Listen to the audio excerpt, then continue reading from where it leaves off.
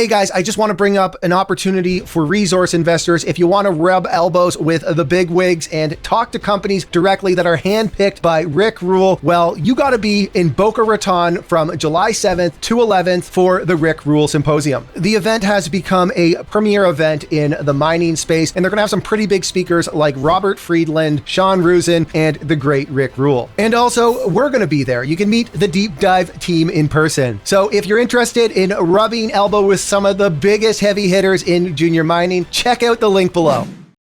Good afternoon, everyone. Today I'm chatting with Matt Wilson from Sterling Metals. In this interview, we discuss a transaction that Sterling's recently gone through where they purchased the core asset from Copper Road, which is a really interesting copper project just outside of Sudbury, Ontario. Matt's somebody who I'm really excited to have on here because he's not just the CEO of Sterling, he's also the chief investment officer for Earth Labs. And you can check him out on the Earth Labs podcast over on YouTube. But what I find particularly interesting about Matt's perspective is that he talks to tons of investors and companies, and he's got a real pulse on what's happening in the junior mining world and what needs to happen in order for us to see more capital to start flowing into the industry and ultimately make money if we believe in the sector. So in this conversation, we get into Sterling, the recent transaction that was completed, what needs to happen in order for this project to be recognized as a world-class copper project, and what shareholders or potential shareholders should be expecting out of the company over the remainder of the year. All right, everybody, enjoy the interview. Matt, thanks so much for joining us today. Steve, good to be here. What's going on, man? So there's a lot to talk about. It's been a while since we've had you on, and I know I've been bugging you to get on here because I always enjoy your appearances and chatting with you. You obviously run a fund, and you're talking to tons of investors, tons of companies. I feel like you're somebody who really has a sense of what's happening in the Canadian junior market. Do you feel like things are picking up? Because like for us, it seems like over these last few weeks, the phone's ringing a little bit more. It seems like the activity is really picking up here, which feels kind of odd because we're going into the summer. What's the sense you have? I like to think the U.S. bull market in tech is like they go in 10-year cycles. We go in like 10-minute cycles here in the junior market here. And we had that one day that was really fun in gold. We had that 1 week that was really fun in copper. I think that, the venture's off 50 points in the last 2 weeks. And it's been a bit of a tough slog. I know that in the portfolio I run, it's not been the most fun last 2 weeks, but we had a nice little run there. I think that like, hopefully we find a new bottom here and it kind of like it staircases upwards a little bit. I think that fundamentally, like there are lots of really good things happening in the venture space, right? Like, so in commodities, like, which is of course what drives it. And, there's a lot of good things going on right now in the space that drives the reason for these things to go up. And it's this momentum trade that everyone looks for that continuing momentum. We just can't seem to catch that continuing bid, which just kills you, right? Like it's very hard to plan capital allocations and raises and financings when you have like these weak cycles. So sort of is the answer ish. So you're not getting me as excited as I hoped, but I appreciate the transparency and the honesty. Something that I think about quite a bit is when I look at some of the projects around the world. Let's take the first quantum Cobre Panama project. That would have made up 10% of Panama's GDP, 3% of the global copper market, yet they weren't really able to get that project to the finish line. And then I look at all the exploration companies and I sort of say, okay, well, if we look at developers and they do everything right, they can't get to production. Why do I want to invest in exploration? What do you think sort of breaks us out of the cycle? Do you think we just need higher commodity prices in general to put more cash into these projects, which then means that they can pay off more stakeholders? Do you think that we just need to find better projects in different jurisdictions? What do you think is going to really sort of drive junior mining into more of a robust capital raising cycle?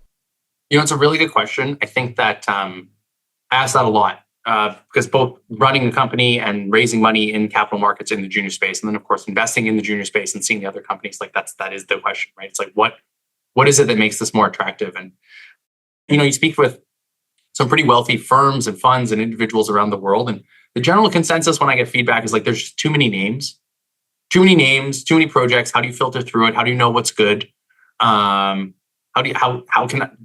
that result good? Like, does it really matter? Like, what's the end goal? I know that like that's very hard for people, especially in a business where I think the average lifespan of discovery to production is like 18 years, 20 years now, right? So your cash flow is just so far down the road, right? I mean, like we talk about how Amazon started small and didn't make a profit for a long time, but they saw like $1 billion of revenue, right, in the late 90s and stuff, and it took them a while to make a profit, but you could at least figure out users, and tech has users, and cancer cures have users, and mining is like it's in the ground, you're trying to figure it out long term. And so I think that fundamentally you do need a bit more, maybe an understanding of like the value of the commodity. So spikes in commodities, you can see like when uranium ripped, when lithium ripped, there's this huge retail rush because people, they're like, oh, I get it, I understand what's happening. When it's this like tick up kind of piece and everyone gets really excited over this 10% jump, like I think that still makes it very hard for people because there's so many companies and it's just like that same narrative. So I think maybe just the cream rising to the top over the time. I think that like it's a lot of capital spread among a not very. It's like too much, not enough butter over too much bread, right? Like in terms of the capital projects right now. It really sounds like what you're describing is effectively there's just not enough capital. Not enough capital. Because you think about it, there should be thousands of projects where people are seeking out the world's next copper mine or next gold mine or uranium or whatever it might be. And to your point, there's just not enough interest there. And something I think about quite a bit is, and this is a narrative that always comes up on social media when people talk about save Canadian mining and how, are the Canadian junior markets broken and that sort of stuff. We look at a lot of these companies and we look at their stock charts and they're almost always, down from their, say last 3-year highs or whatever. And we look at those and we say, well, it's because the operators sucked. But is it that the operators sucked, or did they suck just because they couldn't run out of money, because they couldn't raise more money because there's no more money out there? Or is the reason that none of them can raise money because they suck? And I think that when we kind of take a look back and we see just how so many companies are struggling and how few private placements are actually happening that are like seemingly real private placements into real companies, I think that you're right. There's just not enough capital flowing. And just think of the spike in inflation too, right? So like if there's the money that's been raised is, 1/10 of what was raised 15 years ago, and the cost of drilling is 10 times, 5 times, whatever it is that it was 10 years ago. So you're basically, your ability to create some ratio and name for it, right? But like your bang for your buck is so much less and there's so many fewer bucks.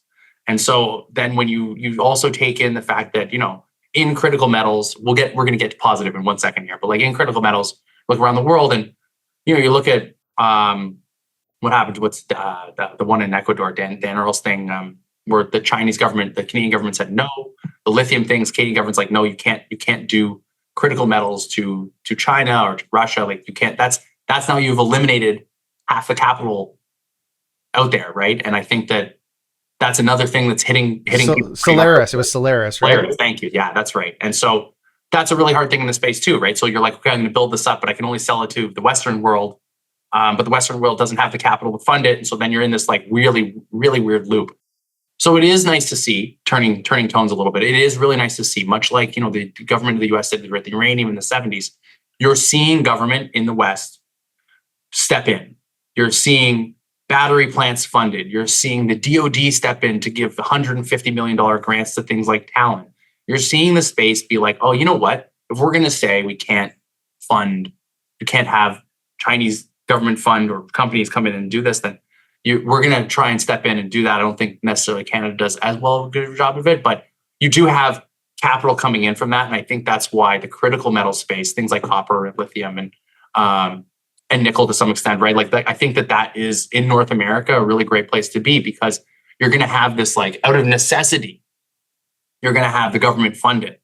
And that has been such a driver over the last 100 years of things that have worked in North America that are short of capital, right? Like how did they build a railroad system? I mean, that was done by government funding, right? Like no one just has the money to do these sort of things. So I think that if we treat our commodities that way, then I think you could see this like shift of policy that could really lead to a nice boom for companies that have good enough assets that could go into production. So something we often read about, and I was joking with friends the other day that there was one report in, I think it might have been the Globe and Mail, that somebody sent me where they talked about, it was an anonymous CEO of a junior mining company talking about how burdensome all the financial reporting requirements are in relation to ESG, which they never got really specific on any of those things. And I feel like a lot of times that may have been just a case of an incompetent CEO. Maybe I'm wrong. I don't know. Maybe you have some thoughts on that. But when I think about sort of what we could do from a government standpoint, it sounds like what you're saying is we basically need a government that's going to come in and fund things. Would it be fair to say that the problem is regulatory? That like if we had a government that like I think of if Pierre Poilievre were elected, and I don't want to get into the whole political side of it, but if he were elected, it wouldn't necessarily mean that he's going to start writing checks into a bunch of mining companies. That doesn't sound like his MO, but it sounds like that he'd work towards sort of cutting red tape. But in your view, is red tape even really a problem? Not really in the exploration space. I got to say, like we've operated in, the last, just me, like through Sterling, like we started in Newfoundland, moved to Labrador, similar government, but still slightly different places you have to deal with. We're in Ontario. I started running companies in Paraguay. Like Canada is not that bad, right? Like you can have issues, right? Of course, you have to deal with land rights, and honestly, it's not that bad, right? There's a reason the Fraser Institute has so many of our provinces in the top 10, right? Like it's really not. So I think that blaming that, I think that's a little silly, truthfully, because I just don't think that that's really the issue. I think the issue is money, right? Because at the end of the day, like it's, it's a pretty good system, right? You make sure that you're taking care of things, and then make sure that the ground takes care of us. And I don't think really there's anything that's really too onerous there so far. I've never been in the production stage. I'm not permitting a giant mine. But from the exploration standpoint, I don't really think that's something that you have to worry about. I think that really it's just where are you getting money? How much money can you get? And the understanding and respect for the time horizon it takes, right? Our biggest problem is that this venture market we're in is public. So all other venture capital generally is private, right? Like when you build a tech store, you have a 3 to 5 year time horizon. I mean, if you put money into a new fund run by Mark Andreessen, he's going to give you a 10-year lockup. Because he's like, yeah, it takes 10 years for these things to work, right? For us, we have 10 minutes again, right? Because not just because of the macro cycles, but like, oh, there's a drill result, get out. Oh, there's this, get out, right? So that's very hard when you're trying to build a business, because obviously our stocks go down, making it harder to raise money. And it's just this tough cycle. I want to get into Sterling, but as a follow-up question to that, I got to ask, does it make it harder to raise money if your valuation's too low? Like I hear that from CEOs occasionally, like, my problems with my valuation's too low, that's why I can't raise money. And to your point about how things are public, I can look at cases where high level, it might be hard to get somebody's attention if your valuation's too low. They might just be like, well, this thing's low, so there's a ton of red flags. Do you think that could be an issue with money raising? It definitely can be. So there are points in time. So if you're raising $20-30 million and your value is 10, forget it. Like it's not going to work. It just won't work, because the check size is, it's like impossible for the shareholders to be like, okay, I'm diluting that much. And check writers are going to be like, I'm owning too much, I can never get out. So you can't get out. So you have fund managers who need liquidity, right? So if you own so much of a story as an investor, you can't ever get out, right? And so there are only so many investors like that who have that time horizon. So from that perspective, it is very accurate to say it's very hard to raise money when your value is so low, because so many people just can't play.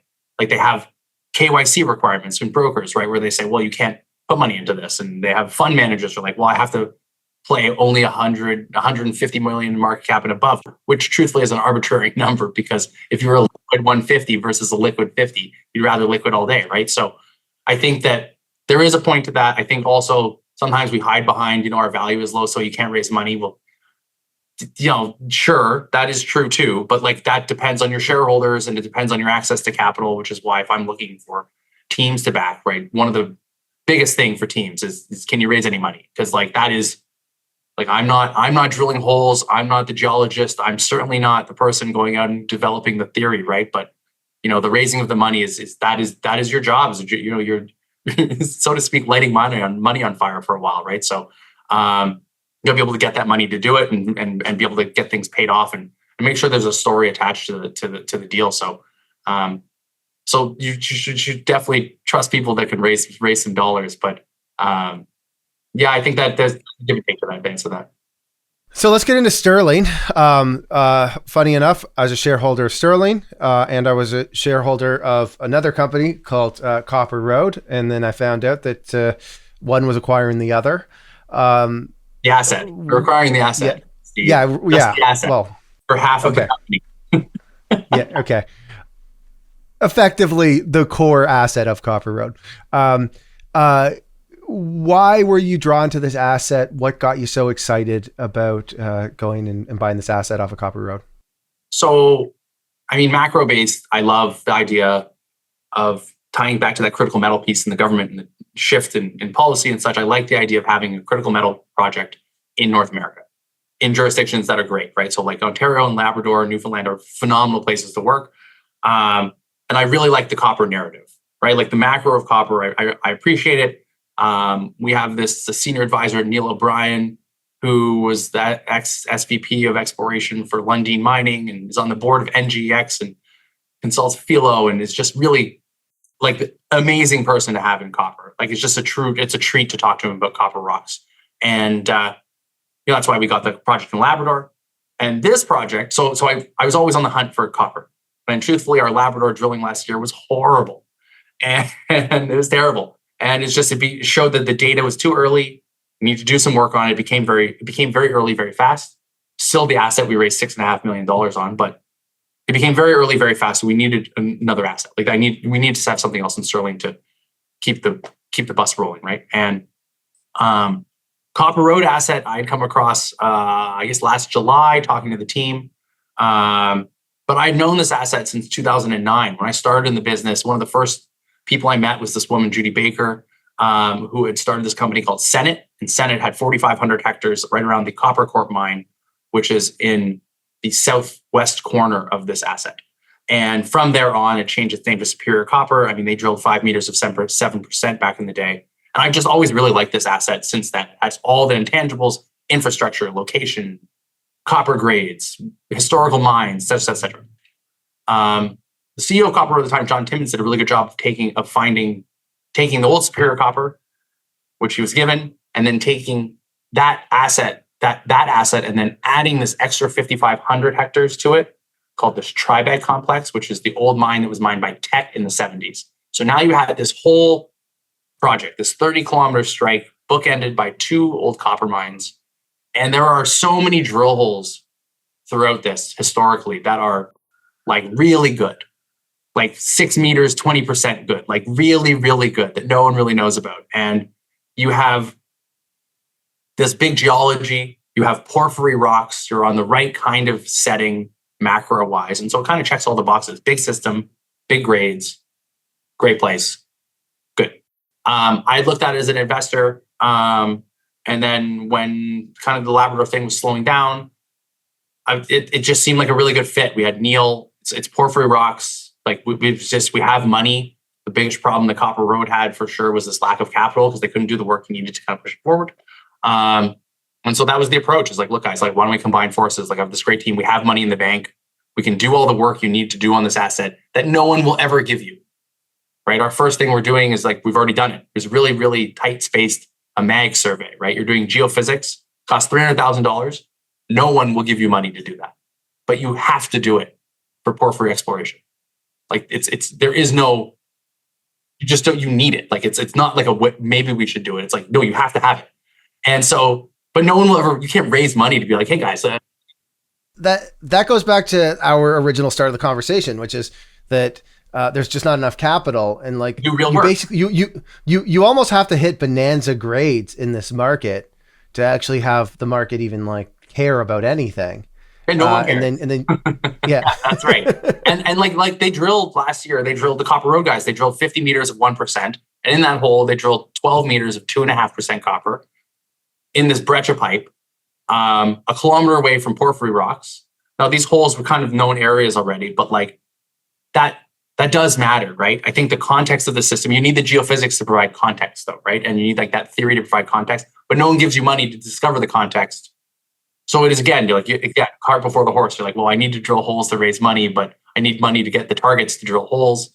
And so in this case, fortunately, we have money already, and the team is already there, because usually I have to attract a team that knows copper to go into this, right? And so I think that we're in a fortunate place, and I think we're having a lot of fun data that's going to come out as the summer progresses. But I think, it's like that. If you don't have the money to do the things that you actually need to do to find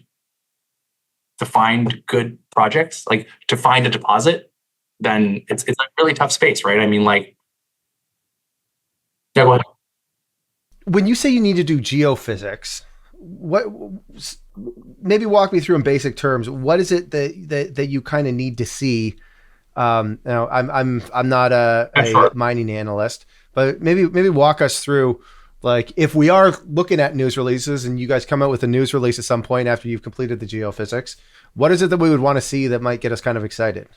Yeah, sure. So geophysics will probably always get you excited and never get you excited at the same time, because usually you have some big red blob that looks like it's going to be a great target that everyone says is a great target that doesn't work. So first and foremost, I will create a caveat of geophysics it's a tool, right? It's not, when you use it as the only targeting source, it almost never works. The guys at Hercules had this like great IP anomaly. The first 4 holes into it didn't work. It was some random hole, the 5th hole, that was 186 meters of 0.86%, right? So and that was a big silver project originally, right? So it's a piece in the puzzle. But in this case, the reason magnetics matters so much, and I'm not a geologist and definitely not a geophysicist. So in a simplified way, the rock you're looking for in this specific project is going to be magnetic. There's little bits of magnetite through a lot of the core that carries grade, right? The system you're looking for is where there's no magnetics around it, and then it just becomes magnetic, right? So you're looking for that target. And then what you want is you want to combine that kind of looking structure, that what you're hoping for is that's the system, that's like the pipe that brings up everything, all the copper to near surface.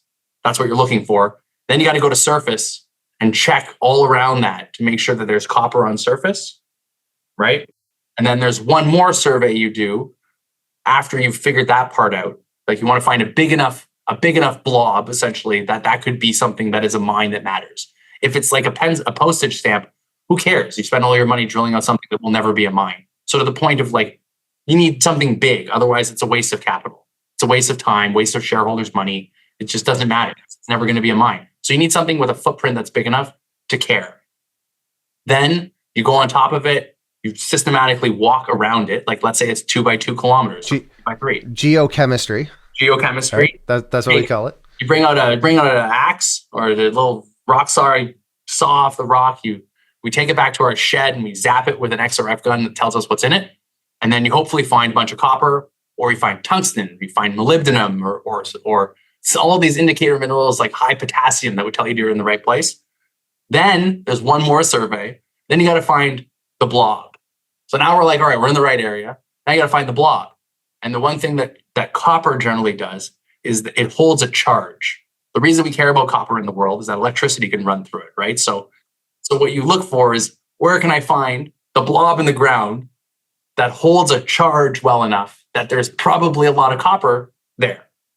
So to do that, you run what's called an IP survey, and that gives you the chargeability of the rock, right? So when you see IP surveys out there, that's measuring the chargeability of the rock, which you're looking for holding a charge, right? Holding a charge, and that's copper. And then go to the middle of that and drill it. and that's basically in line with the structure that you see on the macro, making sure there's no fault that takes it out of the way. So the idea is that you kind of put all those pieces together, to find something worth chasing. And the reason that matters so much is so that when you drill a hole, it's not like gold, right? If you drill 5 meters of 20 grams, probably matters. In copper, it's all context because it has to be a big system. There were 2 mines on this project in the 70s. They both mined almost 2% copper, but they were 2 million tons. You think anyone would care at all for 2 million tons of 2% copper today? No one.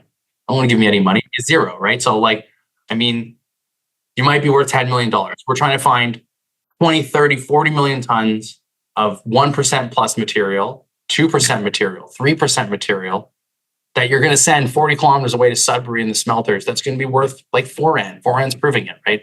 40 million tons is going to be worth $1 billion because it's all there. It's got the grade, makes a great concentrate, but it's big enough that you can mine it for a long time. You need that life of mine because mining is so long, right? That's the path that we're going to lead this summer. I think that was a great explanation on your part. And I don't know if you saw our first episode of DD on the Go, but I'm now an expert sampler. So if you need somebody to go around and chip some rocks, all right, we'll go chip some rocks.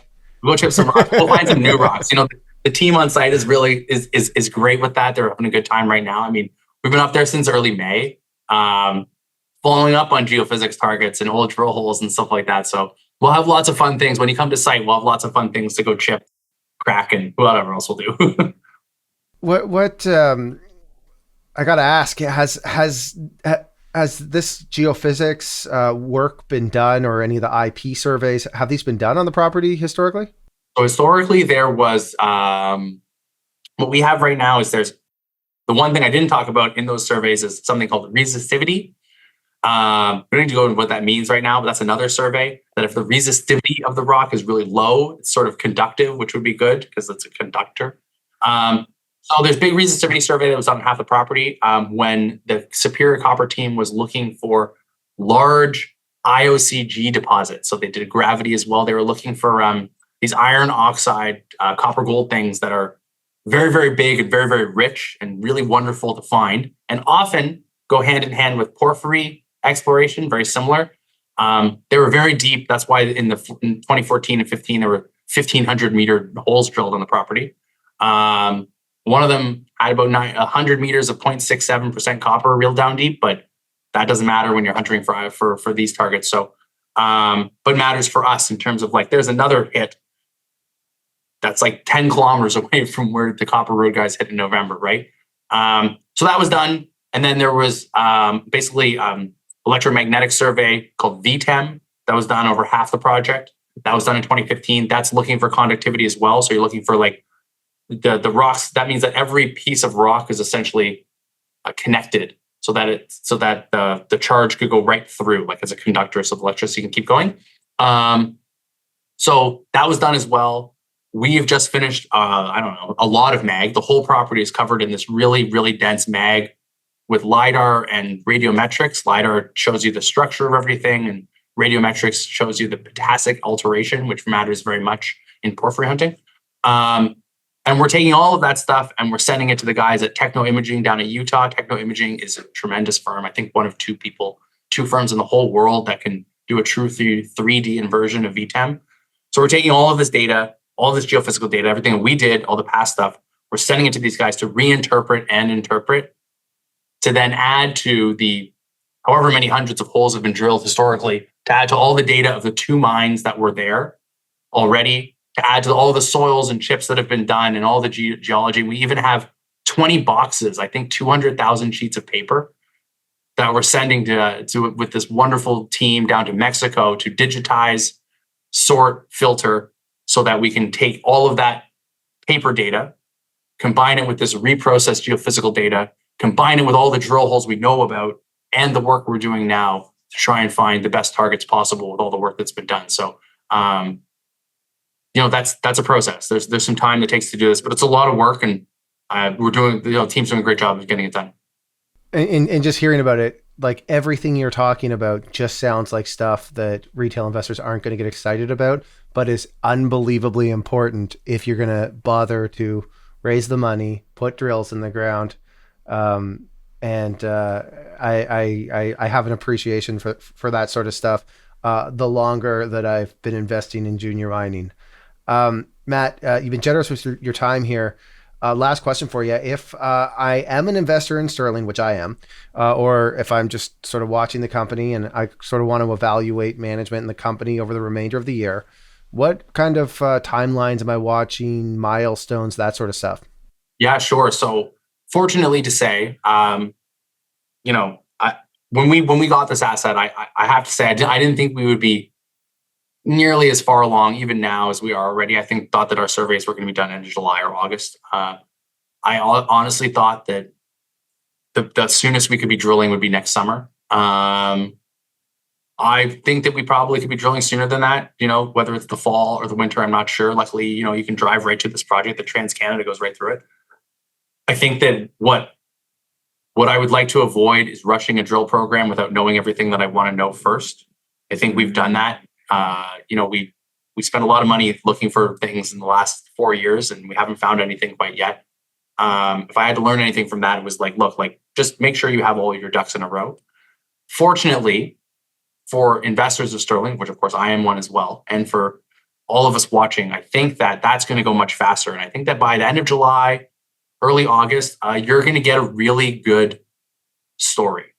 I think you're going to get this context, right? And I'm fortunate to have Neil O'Brien and Jeremy Niemi and Steve Piercy and these really wonderful minds help craft this. And then, you're in this great area. But I really think that a story like this, if you can show some context, size of target, there are already holes drilled. You already have 6 meters of 20%, 50 meters of 1, and 100 meters of 0.6. You have holes drilled. It's not like you're waiting for some discovery. It's already there. What you need is context. And so I think that with that context and the drill holes on top of it, I think you're going to see a story that's going to look very, very different than it is today. And I think that the market will reward it because the next drill hole has such a higher degree of certainty of success or probability of success because of all the drill holes that have been done already. So you can say, oh man, that tonnage is there. Oh man, that grade is there. Oh, let's put 2 and 2. When they drill this hole, there's going to be something special happening, and look where it is and look at the size. And so it's not like one of those programs where the next hole, who knows? It's I should probably be there before the hole. So I think that August is the month for me that I'm going to be very excited to see what all comes together. And so it should be fun August and fun fall. And I think that, I think $11 million market cap, we have all the money we need to do this. And it should be an exciting time when we put it all together. Well, Matt, thanks very much for hopping on here. I appreciate anytime you come on here. I could listen to you talk about mining all day. Also, I see you're on the CEO.ca podcast all the time. For anybody in our audience who hasn't checked that out, I think it's called the Crash Labs podcast. Crash Labs. Yeah. Are you on it regularly, or is that that just a guest appearance? So I'm also the chief investment officer of Earth Labs. Earth Labs is the owner of CEO.ca. Denny Laviolette, CEO of Earth Labs, founder of Newfound Gold, is also the CEO of Earth Labs, and he's the host, and he's done an awesome job putting that together. I think it's a lot of fun with the characters that he gets on there, and it's good stories here and there too. Excellent watch for anybody in our audience who wants more mining commentary. That's a great place to go, and you're always great on there. Matt, thanks very much for doing this. I really hope we can make it out to the property this summer and see what you guys have going on. And as a shareholder of Sterling, I appreciate all the work you do. Thanks, Steve. That was a blast. Good to chat again. All right, everybody. Thank you for watching. If you enjoyed this interview, please smash that like button, subscribe, and ring that notification bell. Also, let me know what you think in the comment section. Thanks, everyone.